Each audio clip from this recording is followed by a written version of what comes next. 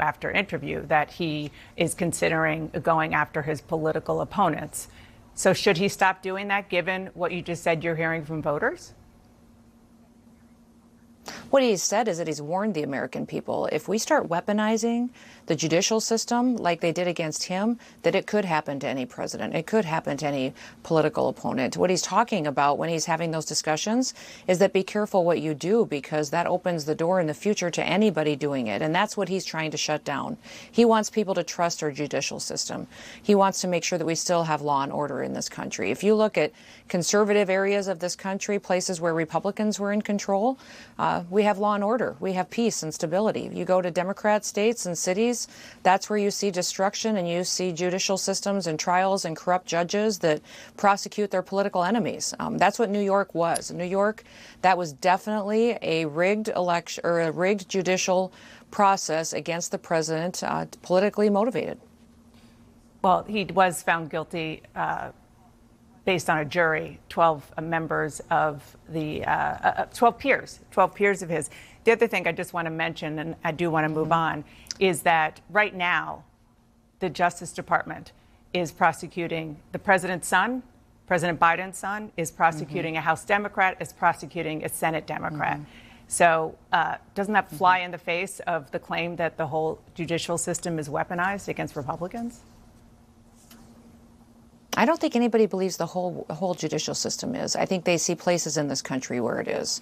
And New York was certainly one of those. And I don't know, Dana, if you read that letter from the judge in the New York City trial that came out that talked about the fact that some of these social media posts that came out before the decision and the verdicts even came out from that jury. So there may be a mistrial coming here because it was handled so poorly by this judge. And that's what I think that will be eye-opening to the American people, is they really, truly will have proof then that that judge was corrupt. He should have recused himself according to the ethics and rules of New York. He should never have presided over that whole process. And President Trump should have never been in that situation. And I just want to say that those details have not been confirmed. Obviously, the trial is over. So I think you're probably referring to an appeal. I want to move on to some of the politics that we're seeing in the 2024 race. Specifically, Donald Trump is actively starting to look for a running mate. CNN is told that there are 7 potential Trump VP contenders receiving vetting material so far. You're not on that list. Do you have any indication that you're still under consideration to be Donald Trump's running mate? I've told President Trump over and over again, he needs to pick whoever helps him win. I have been loyal to him since the very beginning when he first started to run in 2016.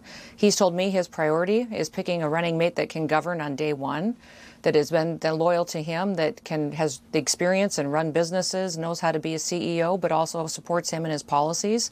I don't care. I love my job in South Dakota. I care about the fact that I want him to win, and he knows that I will do that. So I talked to him 3 times yesterday. I think he's doing great and fantastic. I'm proud of him.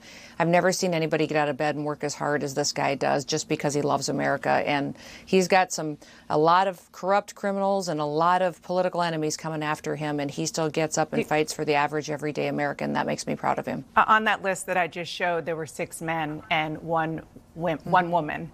Women, particularly suburban women, I don't need to tell you, could play a big role in who gets elected in November. Should there be a woman on the ticket, A, and B, you said he just needs to pick somebody who will help him win. Would you help him win? Well, all the polls tell him in these swing states that a woman on the ticket helps him win. The polls just say that. 1 in 4 Republican women haven't made up their minds because they want to have a woman talking to them about the issues they care about. And women aren't monolithic. They don't care about just one issue. They care about health care. They care about their children. They care about their futures. They care about having an opportunity to have a business and to have a career. And all of that is being threatened under Joe Biden. But yes, the women vote is extremely important. And I've spent the majority of my time here in Wisconsin talking to women and talking to those people that are independent and on the fringe, and they're leaning towards Donald Trump, but they also want to know that their perspective is going to be at the table when decisions are made. So he should pick a woman. They want to know that there's going to be people involved. I think that that would be beneficial, according to the polling that I've seen for him in a lot of swing states, is that having a woman that is helping him campaign makes a difference. Listen, I could be home in bed or feeding my horses right now or rocking my grandbabies, but I'm in Wisconsin because I believe President Trump needs to win. His policies are right for America, and they're perfect for South Dakota. And I want him to win, and the polling tells me that he needs women out on the campaign trail carrying his message about how much he cares about them and their future, too. Let me ask you about a topic that is important to women, well, actually important to a lot of people, and that is contraception. Senate Republicans this week blocked a bill to protect access to contraception nationwide. As a matter of principle, do you think Republicans should support complete access to birth control?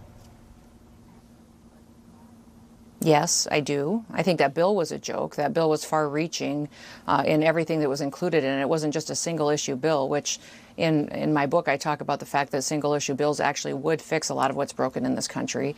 But, you know, absolutely contraception is something that should be available to women. And why can't we just start talking about the fact that a lot of women, when they're in their situations, they're in a crisis situation. Why don't we support them and give them information and help them? So I think that whatever we're talking about when it comes to women's health care, that's something that we as everybody in this America public needs to realize, is that these are difficult situations and we need to love people and win their hearts and minds as well as talk about policy. You mentioned your book, so I'm going to ask you about that because in that book, No Going Back, you came under pretty intense criticism, even from some members of your own party, because you shared a story about shooting and killing your 14-month-old dog, Cricket.